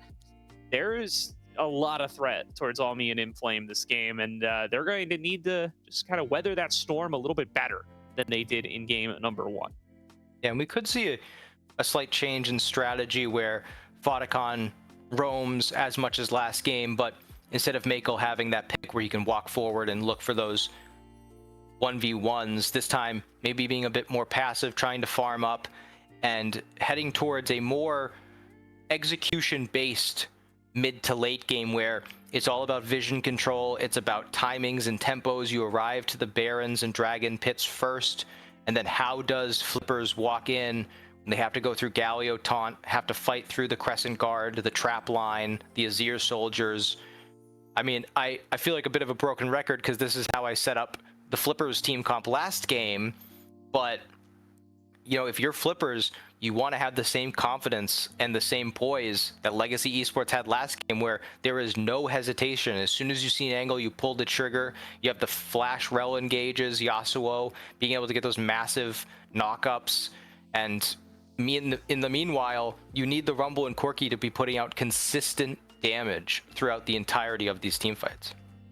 Yeah, and based on how game number 1 went, Legacy Esports, they were really good at finding picks. They were really good at controlling the map. They were really good at securing objectives. But when it came down to the 5-on-5 fights, it felt like Flippers were able to give them a run for their money in some portions, right? Wenwin and Arbrio able to execute well, get their abilities across multiple members, stay alive for long. Even in fights where Omibro got blown up instantly, they were still able to keep it close, leave blinking health bars, take down a couple of members. So it feels like going into a team fighting comp when that was the result in game number 1 may very well be exactly what Flippers need here, because they can go in knowing that, hey, when it comes to 5-on-5s, we'll be able to win. They can shore on up getting picked so frequently, taking some of those riskier routes through the jungle and getting caught off guard by how quickly and coordinatedly Legacy Esports are making plays. They could find themselves a way back into this series. Yeah, it's like you said, having much more agency throughout the game when win now on a champion that can consistently participate in skirmishes early with damage rather than just being CC facilitating his team. Arbrio was one of the best performers last game on the Renekton, was able to find angles onto Makel consistently.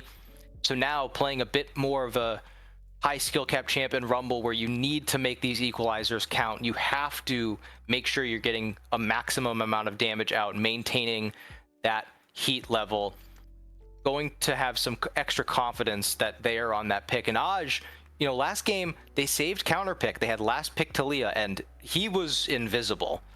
Had a, you know, I believe 0-3 was the first time I noticed, was 0-6 at one point. And now you're on the Yasuo where you slip up, you can quickly become very useless and fall very, very far behind and just essentially be a 3-second distraction that gets killed. But if he does get ahead, going to be able to really, really disrupt Legacy Esports' strategy. I do like also putting Omibro on the Corki.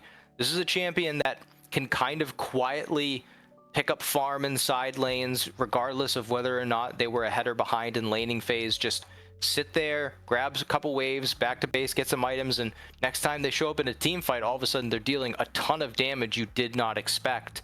Doesn't need a lot of resources to get to that point either, so I like the strategy there for picking for Omibro.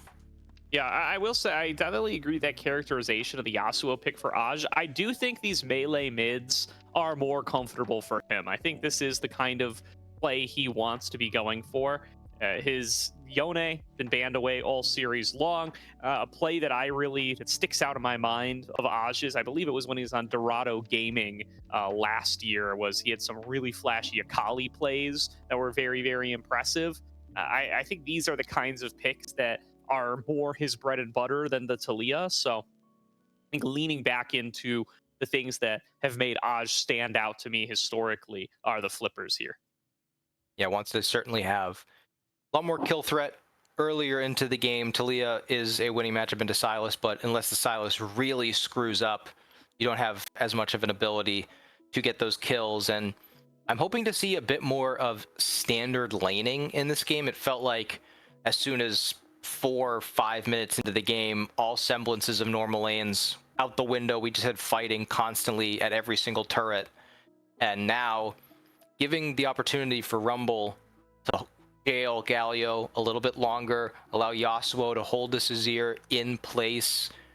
Hopefully, this bottom lane is able to fight back against Maykel and Faticon a bit more now that they have the lead in terms of hard CC and engage. But it's going to be about getting into range of Maykel, and with the way they played the Kaisa, how close to the edge they played, that also gives me confidence that they'll be able to put out a maximum amount of damage while staying safe, knowing that Bard can't really save your life in a pickle with some sort of disruption. They have to kind of just lock you down where you stand. So Maykel going to have to be a bit more self-sustaining in this game. Definitely. So it does sound like we are ready to get on to the map. Game number 2, Legacy Esports looking to close out against Flippers. Flippers looking to take us to game number 3. We're on to Summoner's Rift for game number 2.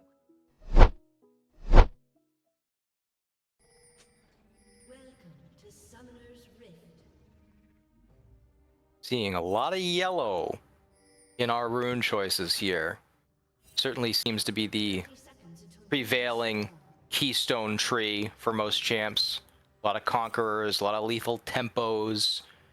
Tells me that they think that this game's going to play out very similar to last game. We're going to have a lot of fighting at many points in the game as command attack. A little bit of a juke there. Crashed down wrong way, but still taking decent amount of damage. Want to make sure that neither team get that leg up in terms of vision, but Faticon, you know he's there. Definitely. Well, gets a little bit of harassment on towards Inflame earlier on, you know, just going to make his life a little bit difficult. You know, proc your electrocute as well. So again, indexing into that bot lane combat are the Legacy Esports bot duo. Ignite and electrocute on Faticon here. Maykel, of course, going for the barrier for a little bit of extra brawling power in their own right. See how Omibro and Inflame are going to be able to withstand this, as Aj immediately, having started the E, looking to get aggressive on towards command attack. Yep. And I do want to point out, Legacy Esports have 3/5 of the same team comp DRX had when they won Worlds. The Bard Caitlyn combo with Azir, hoping for the same outcome as that game. But that's where they really showcase where this team comp thrives, when you can get to that key team fight objective first, able to land all of those soldier strikes, put down a trap line. Bard is just, this champion can be such a nuisance, as you see Dragoon gets the level up advantage. He doesn't care if he's playing a more passive champion. He's going to go in, try and get as much damage down. And Galio, the only thing preventing Galio from getting a kill at any given moment is the high mana costs on those abilities. So if at any point in the game, viewers at home want to know whether or not Dragoon has kill pressure, just look up in the top right, look at the mana, and if it's above like a third, the answer is yes. Yeah, definitely a very, very dangerous matchup for Arbrio to try to survive, as Maykel and Faticon, as expected, will crash the wave very, very early. Good call from Inflame here to just dismount at the first opportunity, threaten to scoop someone back on in. Again, true to the Flipper's name.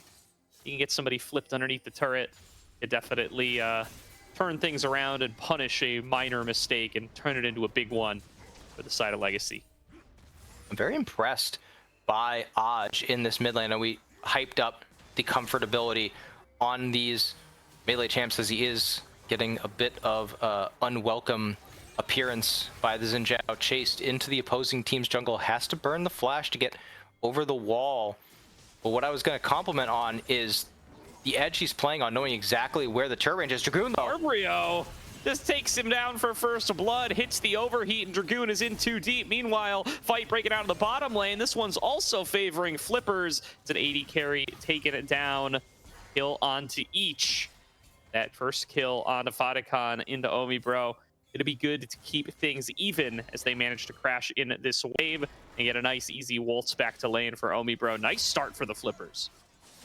And Aj could find himself in trouble if he overextends here, but the top lane summary, Dragoon just getting a little bit overconfident, underestimating the amount of damage that Rumble can put out in this early laning phase when that overheat is coming through. And for the bot side, I'm really happy to see Omibro not lose confidence after last game, still Valkyrieing in for those fights as Fotacon is running into Wukong in the jungle. He does not want to be here, as luckily Command Attack in that little mid lane skirmish is able to get out with their life, has teleport available if needed. Bot lane, you're seeing that range advantage play out in real time as Caitlyn continues to just push in the wave and find good angles to CS right in the face of the Corki. Yeah, and this lane's not getting any easier for Arbrio just because he managed to get that solo kill. So he's going to be thankful for that little bit of extra gold, as he's likely going to get forced out of lane here before too long. And this time not going to have access to the teleport. So really just needs to play with his wits about him. He is calling over Wenwen, so we'll see if it's going to be a hold or an attempted punish on towards this Galio for how hard he's shoving in top lane. Yeah, and I'm sure that they expect Dragoon to continue to play aggressive no matter the lane state. Sitting on 0 mana right now, using everything he has to get as much damage out as possible. Is opting to back.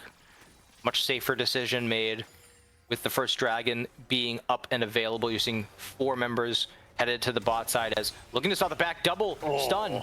Huge double stun there from Inflame, and Fotacon just gonna drop again. Feet of Warfare to Flippers, and a second kill to Omibro. Now under the turret, Aj looking to make it 3 for 3 lanes, but it looks like he will have no such luck. In too deep, and Command Attack takes him down. That was a great flash from Command Attack to get out of range, and Oz life was almost saved, but a stop to auto, a minion ends up getting him killed as Inflame. Could have tried for the flip there, would have put them in danger, but they've learned from last game. They understand that the turrets do damage. We can't just fight under them. Oz just had to learn that lesson. And now starting up the dragon is Wenwen. Trying to start that stacking early. They have a team composition that is very capable of snowballing a lead early. So if they get a couple dragons, and all of a sudden you have a 15-minute soul point threaten, you force Legacy Esports to take a lot of disadvantageous fights early that are in the favor of Flippers, so they want to make sure they get that started right away. Going to respond on the other side, though, are Legacy Esports to try and pick up these early grubs. Absolutely here. So, Cross making his way over into the Grubbies. TP. Or, no, I think that was just a reset, and my parsec being a little weird to me here. But the shield, the Rel shield, prevented the damage from going through, so it didn't stop the back. There we go, there we go. Very frustrating for Fotacon. And then out of here, Arbrio shows up, does not manage to land the equalizer, though. Got a little too giddy with it. Still, Wenwen looking like he's going to be able to take down Cross. Gets a nice little regen over towards Arbrio, who's managing to outspace Dragoon. Turns back around while heated up to take Dragoon low on HP, and that's a double kill to Wenwen. Arbrio playing on the absolute edge, goes in with full overheat, no access to his abilities, misuses the equalizer slightly, and now once they're able to get their abilities back, gains that scrap shield, barely survives, and now you see 2 kills in Wenwen's pocket. Goes back, got 3 swords in exchange, going to be so far ahead and easily able to regank this top side. Galio, no flash, Spectre, Cowl in the pocket, so the Wukong is going to do tons of damage as they try to collapse there onto Command Attack, but are unable, as Ami a little bit caught out here, but going to be able to get out with their life as the ace in the hole is used just to eliminate that barrier. Yeah, good use of the barrier there from Omibro. He didn't need it to avoid dying, but it lets him stay in lane and absorb this wave, so probably a worthwhile use of the shield there. Now he can just take a reset without too many issues. Does leave Inflame without too many options, though. It looks like they are going to try to stay for an extra wave. All in all, Flippers off to a much, much better start than they had for themselves in game number 1. Yeah, and looks like they're going to try and just... A lot of damage coming down, but yeah, just trying to push off and ensure that they get that turret plate. I'm sure that they both, or at least Fotacon wants to roam, wants to get it back off, has the 2 ruby crystals, but Caitlyn already having that BF sword. He's probably not going to go for flash engage from Wenwen, just going right on towards Command Attack and taking him down. I mean, it's just so easy with this combination. I was worried for a moment that the flash was a bit overzealous, but as soon as that knockup comes in, you have so much follow-up from the Yasuo. So difficult for command attack to even play, and they've been extremely respectful. They've played under turret almost all of the lane, and even still, they've got 3 members in their lane, getting dove early. Just doesn't matter. They're able to get burnt down over and over again as Dragoon, lucky to have that phase rush and gets out of there, because Aubrio, with those Sork shoes, those Faded Ashes, has a ton of damage available on the Rumble at this moment. Cross taking a big gamble here, sneaking in as the wave was cleared out, and it looks like it's about to pay off. Arbrio just can't help himself, trying to get aggressive onto Dragoon. Thought he had a kill angle with how much heat was available, and he is taken down in the top side. Legacy Esports get themselves one back. Yep, and it's great communication from the side of Legacy Esports. Know that they have a play to set up there as Inflame, going to take a decent amount of damage after the crash down, but safely able to get back to their turret. Don't have that ace in the hole damage available just yet as Aj looking again to try and find an angle, but going to be able to shuffle out of the way there, so they will not die once again. And if we zoom out a little bit and look at the current game state, you got a minute until Dragon. Teleport will be available in that time for Azir, but looking to use the prio they have in this moment is Flippers to get some vision control for the upcoming Dragon. Like I said, they want an early soul, but Inflame is walking up way too far with that health bar. He knew he had the numbers advantage. He had the Wukong in his back pocket, but yeah, falling pretty low there. He is going to make the call to take the reset as Otacon will get found in his own jungle. They're going to commit the Cyclone early. I guess Aj wasn't quite ready with the last breath. Maybe he was out of range. Maybe just wasn't ready on the trigger pull. That could have been a kill. But Wenwen not going to get it this time. Good dodge on the Tempered Fate, but has already used the Cyclone. It's expired now, and Dragoon has arrived to connect the knock-up and the taunt. Shut down gold to Fotacon as Wenwen is punished for that failed engage attempt. A flash is forced out of Omi, bro. A nice shield from Aj will get them out of ace in the hole, but they're not done yet. Fotacon coming in on the side, looking to bind somebody up with Cosmic Binding. It's a flash in from Cross as he connects. Wind becomes lightning, but they're still at healthy enough health bars to be able to stay standing. It's going to be Aj left alone underneath the turret, and Makel's going to be able to finish him off. Now Cross getting bailed out by Dragoon as the Galio returns to the battle, but it's Arbrio TPing in with an equalizer to claim one right back, but he's going to have to head back out the way that he came. Only bro too low on HP to be able to fight back. One kill already taken down. Makel now up maybe too far, but Dragoon and Fotacon are there to run interference for him. Wenwen going to be able to get in there with the bonk to be able to take one back, but it's only bro who gets flashed on. All these kills going over to Fotacon, but at the end of the day, Legacy Esports are the ones reigning supreme. How in the world am I expected to recap a fight like that? I mean, all you need to know is that it started with Wenwen getting picked off, and it ended with Wenwen dying under his bot lane inner turret. I mean, just constant fighting, and that's what these teams want to do. They want to constantly fight. We talked about it in the Keystones and their play styles. And even when picking some more utility-focused champs, Dragoon teleports in there and makes the difference, being there, giving them that numbers advantage. Went for Hollowed Radiance first, typically known for wave clear abilities.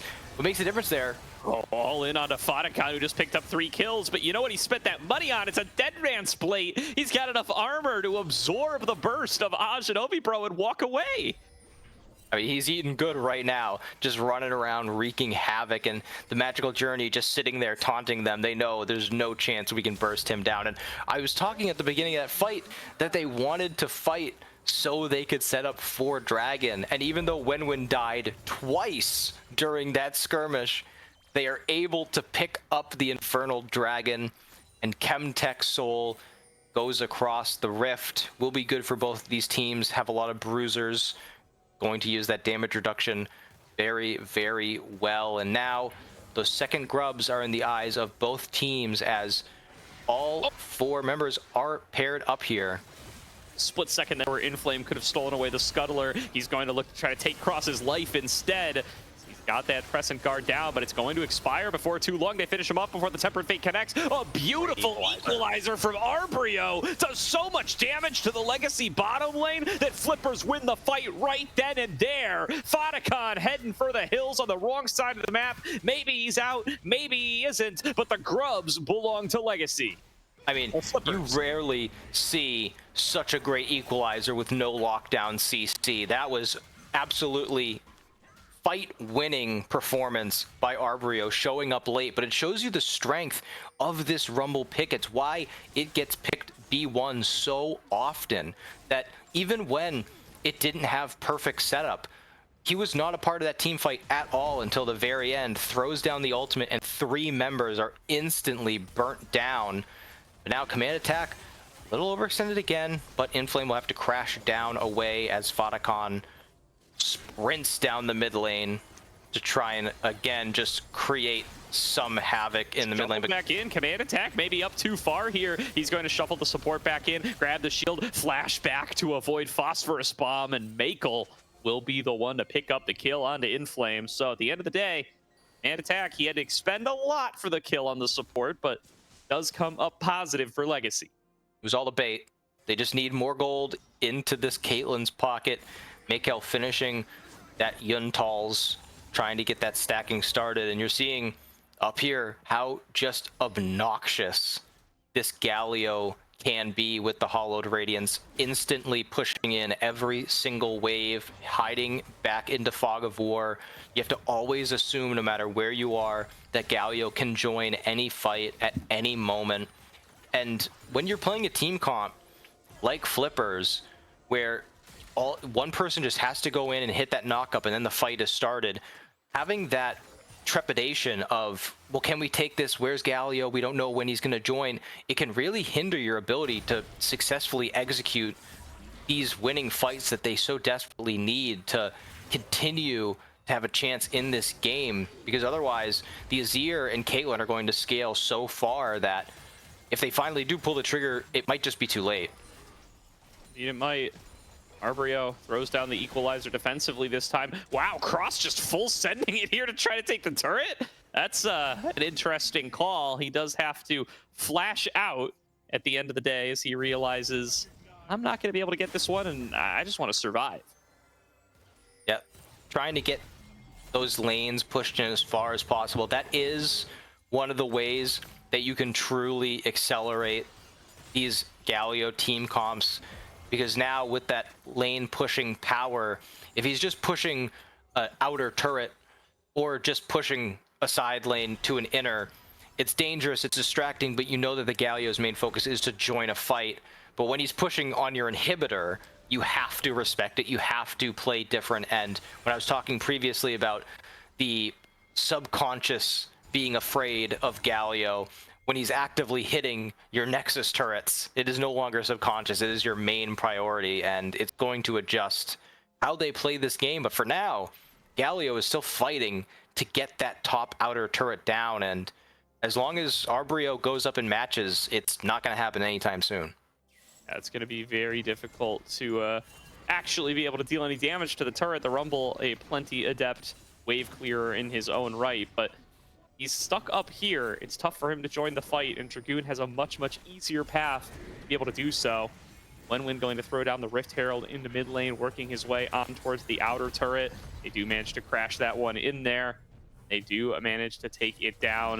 Rift Herald going to be abandoned.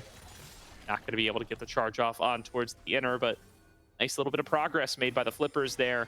Opens up the map and lets them get on down towards this next dragon spawn coming up in a few seconds, which would be their third, but Cross looking to get the fight started off before then. Maybe bit off more than he can chew. Does have Dragoon coming in for the backup, but the knockup not going to connect on anybody. Inflame goes in, trying to keep the fight going, but will be taken down by Makel. Now the knockup's coming across on towards Wenwin. Dragoon going to be able to finish him off. Tempered Fate connected onto 3. Arbrio ready to open up with the Flame Spitter, toasting 2 of them, but now they're still fighting back. Command Attack finding space with the Soldiers. Cross still looking for some of these 3 Talon strikes. Finally will fall to Fotacon, and Command Attack's damage, and out of nowhere, that's an ace for Legacy.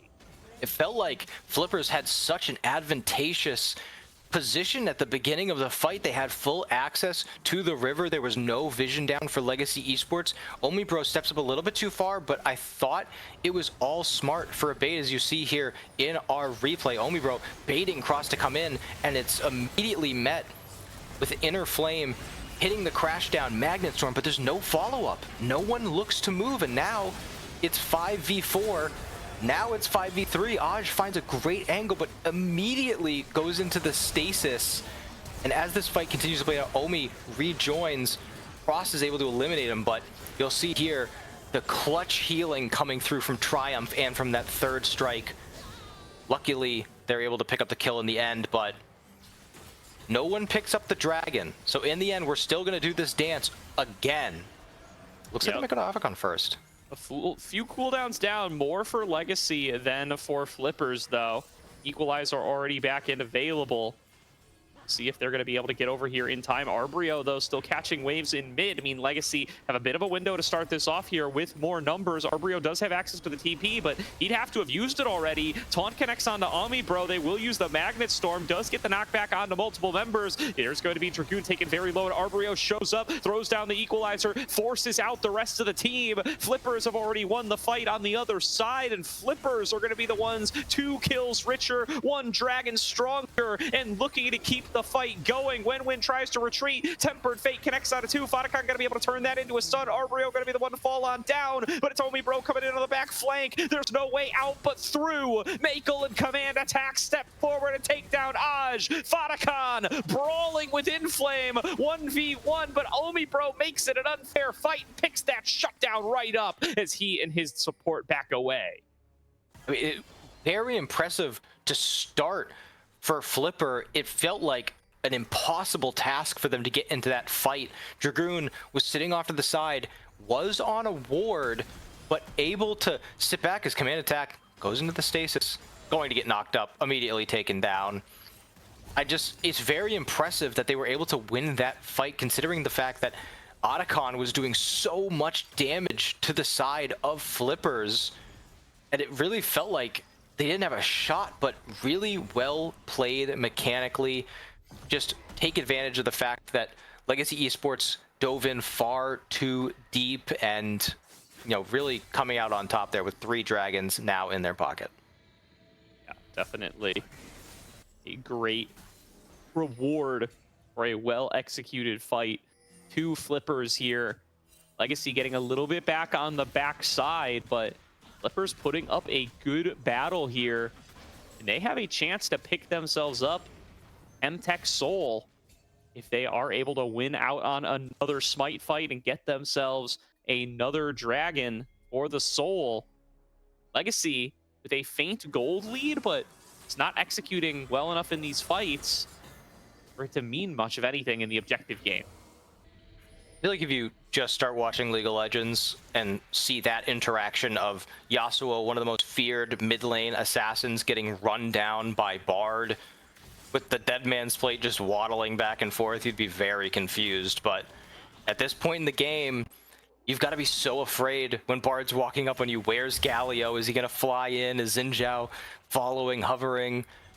And there's 244 left until Dragon. They're just threatening this bottom inhib turret. They've pushed it so far, and without actually actively doing anything on the map, they're exhibiting so much pressure. Now Omi could be caught out in the mid lane.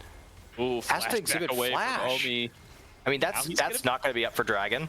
Yeah, it's going to be tough here, and they're going to lose an inner turret as well. Legacy see a spot of weakness, and they pounce an Arbrio coming in on the flank. Maybe ill-advised. He's got 5 members breathing down his neck, trying to get out of here. Will be able to fall back to the top lane in time, as all the parties will escape with their lives. Do want to give a shout out to Pocus coming in with a fat raid for the game. Welcome to the stream, everybody, as another fight breaking on out here. Here's going to be the Galio ultimate channeled on top of Cross to pick off Wenwen. Makel on a killing spree. Legacy up a member, and again, they will seize their opportunity, but everybody's on top of the equalizer. A perfect team fight opportunity for Arbrio. Gets himself a double kill right off the bat. Turn that into a triple. Turn it into a quadra. Give him everything, boys, as that is a magnificent magnificent rumble fight from the young top laner of the Flippers. Makel's trying to fight his way out of this one, and so far he's been pretty successful at it. Aj, can you funnel him into Arbrio for the pentakill? You may just have to claim this one yourself. Definitely careful about getting outplayed though. Makel doing a fantastic job here in the 1 versus 4. Already cleaned up a couple of them, and now who's gonna win it out? Arbrio coming in. Not an official pentakill, but hell, give it to him anyway. I can't believe how aggressively Arbrio played the beginning of that fight compared to how just terrified he was to walk up on Makel. As you see, just overextension from Wukong. But now all 3 of these members go in, Makel follows, and they're just getting absolutely roasted. Arbrio right away recognizes, I have to turn on the Zhonya's, I can just burn them down. And no panic once the CC starts coming out, flashes forward, and now it's just, there's no more game occurring. It's just Penta. That's all they see as they try and chase down Makel. I cannot believe the team fight that we just saw there. Inflame and Arbrio joining forces to torch Legacy Esports and get the lead back into the Flippers' hands. Dragon now spawning in just a couple of seconds. This is Soul for Flippers. If they're able to secure it, Legacy going to have to piece together a much better fight than what we've seen so far, but they're just going to pull the trigger right onto the jungler. Dragoon coming in for the backup, Cross going to flash back away with the Crescent Guard. 3 members getting taken apart by Dragoon's Winds of War. Makel's already finished off Wenwin, and the health bars are blinking for the Flippers. Legacy have been able to put it together. They're waiting out the stasis from Arbrio. They will finish him off, and Makel arrives from the bottom side to clean up what he started before. It's a Quadra right back unless his support steals it from him, but it's an ace to Legacy regardless. Just extremely overzealous by Flipper there. They land the knockup on 1 member and commit everything to try and kill Cross before this dragon, but that is exactly how Legacy Esports want to team fight. They want to set up their front line, they want you to blow all of your cooldowns, and then as you saw, command attack and Makel just sit back and relax as they load so much damage into the members of Flippers. Wenwin tried their hardest to kill Makel, but just not able to, and now the turn is just so easy. They're all so low, running for their lives, and the amount of CC and range on the side of Legacy Esports makes it damn near impossible for them to have a chance in any of these fights. And now the dragon stacking begins on the other side, and we set up for Baron in what I believe will be another extremely chaotic fight, as Fotacon with the shortest magical journey ever seen. All right. Fotacon getting a little lost in his own magical journey there as he takes the loop around a couple of times, but all good. No worse for wear at the end of the day. Takes a couple of chunks, but is otherwise just fine. And they really need some more item spikes on Omi Bro here. He's fallen so far behind the pace of where Makel is at, and oh man, Inflame in the middle of nowhere now will be able to get a good engage on towards Makel, going to follow it up alongside that equalizer, but another tempered fate from Fotacon is setting up just for a 3-man last breath out of Aj. Flippers turn the counterplay into an engaged tool. They find their fight one way or the other. Fotacon can only stop them once, and they turn it into a fight win. Man attack, trying to find Omi, gets the shuffle, but it's going to be 1-for-1. And now Fotacon, you're on the wrong side of the map, my friend. It is going to be one magical journey for him to get out of here, as they might just start the Baron right in his face. It feels like we finally saw the Rumble Rel combination we've been dreaming of. Cross, though, on the top now. They're going to have full vision of this. I mean, this is exactly what this fight needs. Flippers flipping a Baron. Oh man, Wenwin versus Cross. It's going to be a smite fight. I can smell it, but they actually see an opportunity to turn onto him before it's too late. So much damage out of both Wukong clones. It's a 1-for-1 trade, but the jungler's down. Wenwin's so low, though. He's got to fight out Fotacon. He will be able to take him down, but now the Baron's gotten to reset, and Dragoon is looking to find a straggler, see if he can clean one up. He's going over the wall. He finds himself face to face with Aj. Aj going to try to use some of that regen from the Blade of the Ruin King to fight his way out of here, and will get to walk away, Inflame in tow. Legacy gets the kill score to dead even, and the gold not far away. All right, if I've been following the pattern of this game correctly, we are about 45 seconds away from Flippers throwing a massive team fight and handing the tempo to Legacy Esports, because it feels like that has been the reoccurring theme of this game, and it really does show you how competitive these two teams are compared to one another. Just every single team fight feels like who executes this one better. They are so even right now. Gold is a 100 difference between the two squads. And I mean, that time, what was the difference? The Tempered Fate was huge, and they found a massive 3-man knockup for Yasuo. They didn't blow everything on one target. They were patient. They waited for the best opportunity, and they found it. They won the fight. But then, a little overzealous. They don't get enough control to take the Baron, but they go for it anyway. And I mean, it's in the name. I said it already. Flippers flip. That's what they do. And so now, as we look at the items, full crit for Yasuo, LDR completed for Corki. All right, now it's dead even. Screenshot it there. Yeah, everything is perfect. And with these items coming out, Rumble has that magic pen coming online. But when we look at the other side, Azir has a ton. This Xin Zhao Galio combination is going to be so difficult to kill. And when you eye down to Maykel, the carry from last game, this Caitlyn is going to do so much damage. Oh, and they find command attack, the critical target. The major source of DPS from the mid lane is locked down, finds himself face to face with 4 flippers, and he's the one who gets flipped. Now it's the Baron in their eyes, but the lockdown on towards Wenwin is massive. The burst damage out of Maykel is just ridiculous. But Aj is securing Dragon Soul on the other side.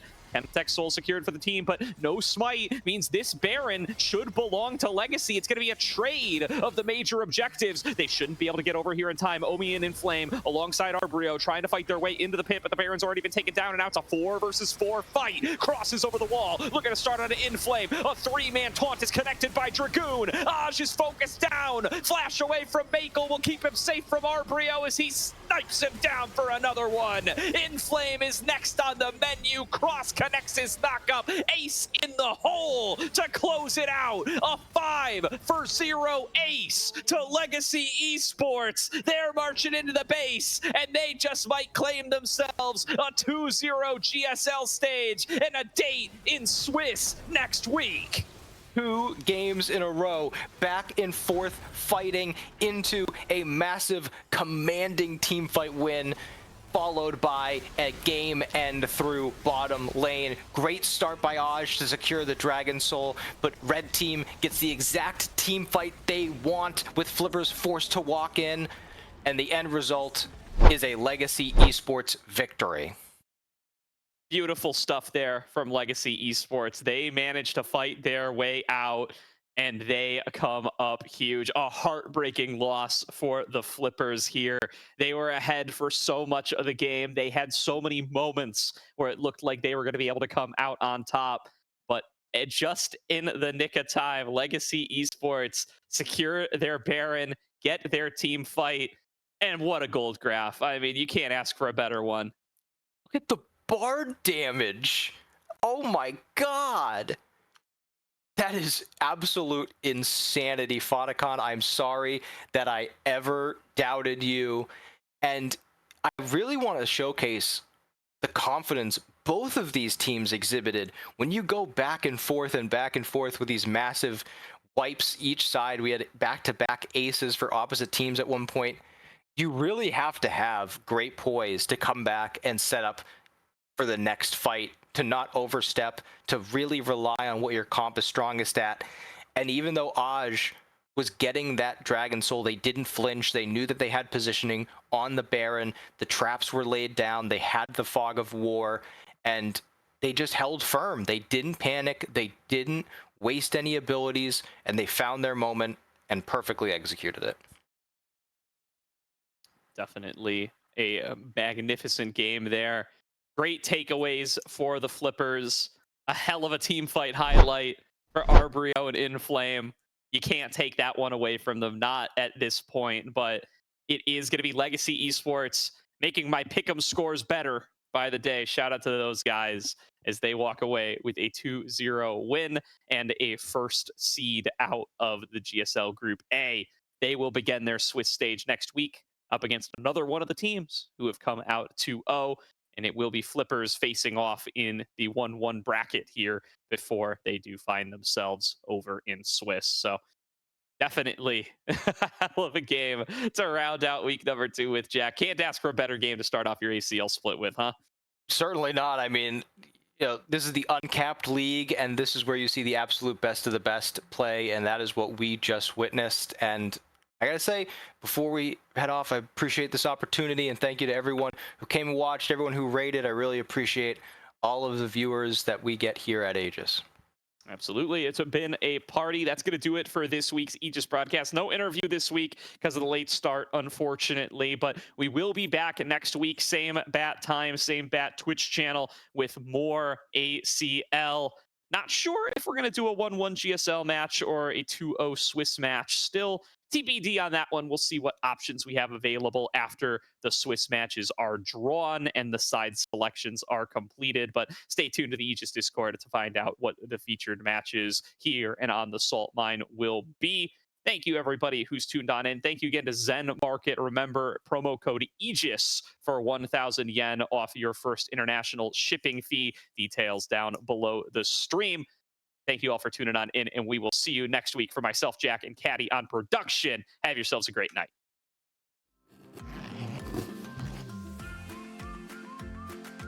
Zen Market. Zen Market. Zen Market. Zen Market. Zen Market. Zen Market. ありがとうございます。ありがとうございます。ありがとうございます。